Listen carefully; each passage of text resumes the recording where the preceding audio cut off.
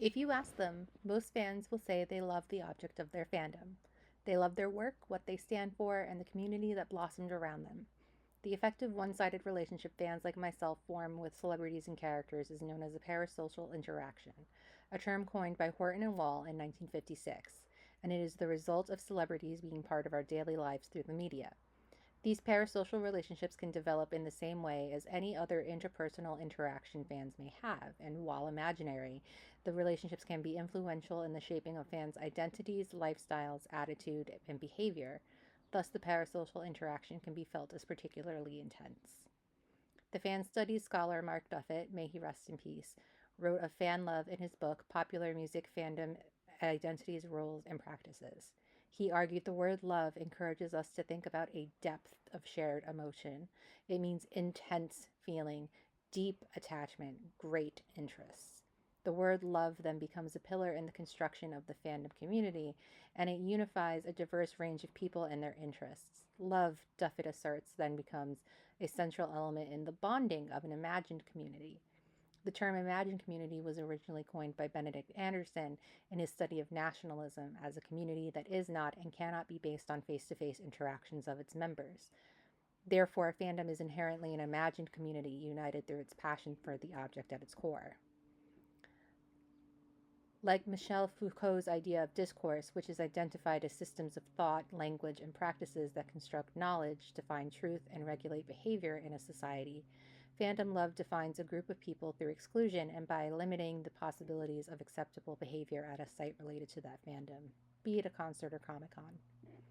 It marks the edge of a knowing field, which Mark Duffett defines as the inner space of intense emotional conviction that fans collectively enter into when they notice engrossing aspects of a performance or persuasive elements in its context.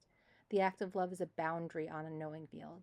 Many may listen to the same band or watch the same programs, but how many of them know them intimately because they love them? That love is what fanning out is about. I want to know what it is that hooked you and how you became a fan of your hyperfixation. I want to know the stories that bond you not only to what you're a fan of, but to your community at large. I want to know why they matter to you, and I want you to tell me why they should matter to everyone else too. Because we don't gatekeep here. We share the love. Fan out with us. But who am I? I am Valerie Gritch. I'm an independent fan studies scholar based in New York City and a lifelong fan at heart. I was born to be a fangirl, being named after a song from the 1960s pop band The Monkees. I did my undergraduate work in media studies and history and my master's degree at the Graduate Center at the City University of New York in fandom and celebrity studies. My master's thesis looked at how fans grieve when a celebrity dies, using David Bowie as a case study. I also spent over a decade working in the music industry, handling social media marketing and fan engagement for record labels, distributors, and indie bands. I attended my first concert and Broadway musical at age 7, Billy Joel in 1776, respectively, and have been excitedly falling in love with popular culture ever since my mom put on the Beatles cartoons for me to watch as a child. Yeah, I can be referred to as a woo girl for being too energetic and too loud and too much in general with my fandom, but I don't see that as an inherently negative thing. For decades, non cis men have ruled the fandom roost, deciding what is and isn't acceptable, and to me it has always just read as they hate women and genderqueer individuals. So they made us and our love into something to be ashamed of. If the interests of men were to be seen as masculine and highbrow, then anything feminine had to be made lowbrow.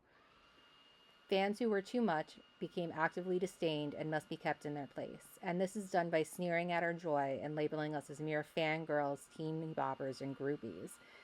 Let's not forget that a black woman, Sister Rosetta Tharpe, invented rock and roll, and countless thousands of teenagers made it popular by being woo girls during Beatlemania.